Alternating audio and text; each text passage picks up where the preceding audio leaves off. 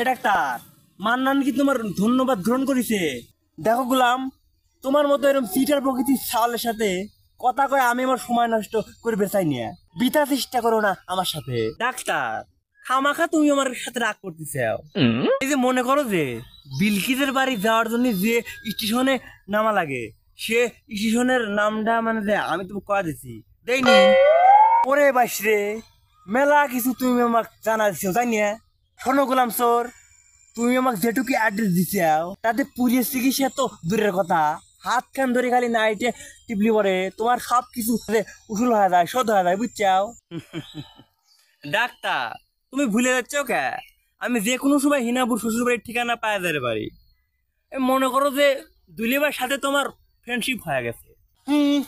ওরে আমার ইংরেজ রে, মিয়া ভাইয়ের কাছ থেকে মিয়া ভাইয়ের বাড়ির ঠিকানাটা নিয়ে এসে দাও, তারপর দেখো না যে কত ইংরেজি ফুটাবে পারো। তা না হয় দিলাম ডাক্তার, কিন্তু সমস্যা তো আর একটা হয়ে গেছে। এখন তো পুরো ঠিকানা পায়াও তোমার কোনো লাভ হবি না নে। ঘটনা তো আর একটা ঘটে গেছে।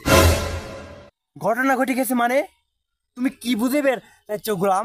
হয়েছে কি, তোমাকে বলতেও আমার শরম করতেছে, এই বিলকিসের সাথে আমার বিয়ের প্রস্তাব হয়ে গেছে। এখন খালি আমি হে বললেই ফাইনাল। এইমাত্র হিনাবুর সাথে আমার কথা হলো।